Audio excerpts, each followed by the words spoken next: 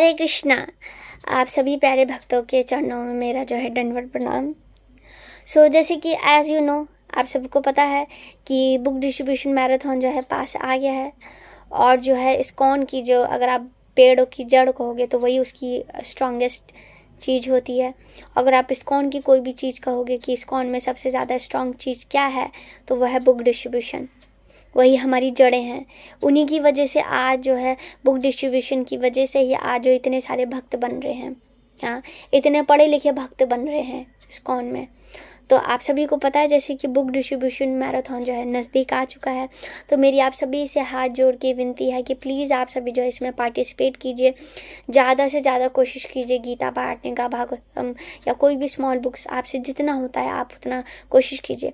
और अगर आपसे बुक डिस्ट्रीब्यूट नहीं भी हो रही है तो हमसे मिलिए, हम जो है इंजॉय करेंगे, प्रचार करेंगे, कीर्तन करेंगे, संकीर्तन करेंगे।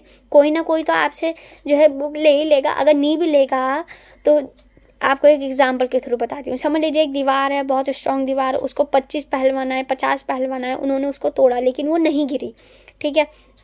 लेकिन एक पतला सा सुकड़ा सा लड़का आया, उसने उस दीवार को ऐसे हाथ मारा और दीवार गिर गई, है ना। लेकिन आपको उसके पीछे की स्टोरी पता है? उसको 25 से 50 लोग पहले ही पहलवान जो है उसे तोड़ने आए थे, तभी वो गिरी ना। ऐसे ही बुक डिस्ट्रीब्यूशन है। अगर आप जो है बुक डिस्ट्रीब्यूट करते हो, अगर आपसे वो नहीं भी ले रहा तो लेकिन वो जो बंदे को आप, जो इंसान को आप जो गीता दे रहे हो, वो आपसे नहीं ले रहा, लेकिन उसके पास जो है कोई ना कोई और भक्त आएंगे इस्कॉन के, तो वो देंगे। कभी ना कभी तो वो एक भक्त से ही लेगा ना। समझ लीजिए 10 डिवोटीज है, एक पर्सन है, वो 9 डिवोटीज ने, 10 में से 9 डिवोटीज ने उस पर्सन को जो है गीता बांटने की कोशिश की, ठीक है। लेकिन वो इंसान ने मना कर दिया कि नहीं मेरे पास है, या कुछ भी बहाना लगा दिया, ठीक है। लेकिन जो 10वां डिवोटी आया, 10वां पर्सन आया जो डिवोटी है, उसने उसे लास्ट फाइनल में जो है गीता दी उस पर्सन को, एक पर्सन को, ठीक है। तो फिर उसने कहा यार अब मैं ले ही लेता हूँ, ये लोग तो मानेंगे नहीं, या जो भी रीज़न हो ले ही लेता हूँ, चलो। उसने ले ली। तो आपको पता है, जो आप सोचोगे कि जो 10वां पर्सन है उसने गीता डिस्ट्रीब्यूट की, नहीं, जो बाकी के 9 लोग हैं ना, जो 9 डिवोटीज हैं, उन्होंने उन सब ने जो है उस आदमी की हेल्प करी कि वो उसे गीता दे, क्योंकि उन सब ने ट्राई किया। ऐसे ही अगर आपसे कोई गीता या कोई भी बुक्स नहीं भी ले रहा तो आप ट्राई कीजिए अपना बेस्ट देने का। क्योंकि देखो भगवान, अगर आप भगवान के लिए 1 मिनट या 1 सेकंड भी आप सेवा करने का सोचते भी हो, या 1 मिनट भी खड़े हो जाते हो, या चलो 25 मिनट या 10 मिनट भी अगर आप भगवान के लिए खड़े हो जाते हो ना गीता पकड़ के, तो भगवान ये नहीं देखेंगे कि इसने तो गीता करी ही नहीं, इसने तो कोई प्रचार किया ही नहीं, छोड़ो इसको, रहने तो, कोई फल नहीं देंगे। नहीं नहीं, भगवान ऐसे करेंगे क्या? नहीं, भगवान उल्टा उसे 1-1 मिनट, 1-1 सेकंड, आपको पता है भगवान 1-1 सेकंड लिख रहे हैं कि ये भक्त ने आज इस दिन जो है मेरे लिए जो है अपना 1 मिनट दिया, अपना 2 मिनट दिया, अपना 3 मिनट दिया। तो आप ये मत सोचे कि अरे यार मुझसे तो कोई गीता लेता ही नहीं है, मुझसे तो बुक डिस्ट्रीब्यूशन होती ही नहीं है।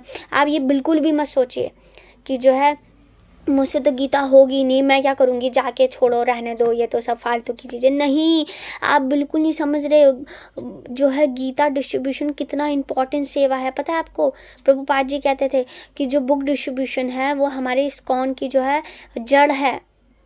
सबसे मोस्ट इम्पॉर्टेंट सेवा जो है बुक डिस्ट्रीब्यूशन है। अब अगर आप सोचिए, अगर एक मेले में एक बच्चा खो गया तो कई लोग आएंगे, उस बच्चे को चॉकलेट देंगे, टॉफ़ी देंगे, खिलौने देंगे, है ना।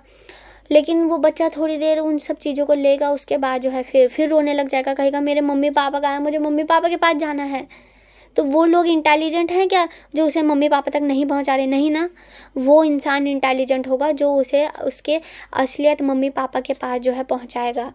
ऐसे ही इस मटेरियल वर्ल्ड में अगर हम किसी को गीता दे रहे हैं और वो नहीं पढ़ रहा गीता, चलो कोई ना कोई कभी ना कभी तो पढ़ेगा। क्योंकि देखो हमारे भारत में एक चीज़ तो है, श्रद्धा थोड़ी थोड़ी है लोगों में, भले ही निठल्ले हो, कैसे भी कांड करते हो, लेकिन लोगों में श्रद्धा है।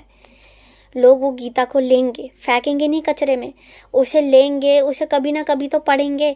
अगर वो नहीं पढ़ेंगे तो चलो उनकी कोई आगे और पीढ़ी आएंगी, वो तो पढ़ेंगी कम से कम। 1 साल के बाद नहीं, 2 साल के बाद नहीं, 10 साल के बाद कोई ना कोई तो उस गीता को लेगा ना।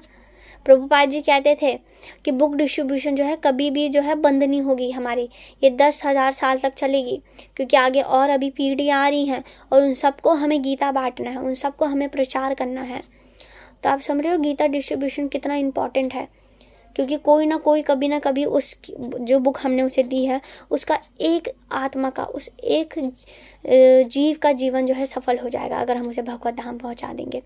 अब भगवान गीता में कहते हैं, मुझे वो व्यक्ति या वो भक्त मुझे उतना प्रिय नहीं है जो मुझे डायरेक्टली प्रेम करे, मुझे वो अति प्रिय है जो मुझे मेरी बात जो है औरों तक पहुंचाए, मेरा जो है प्रचार करे।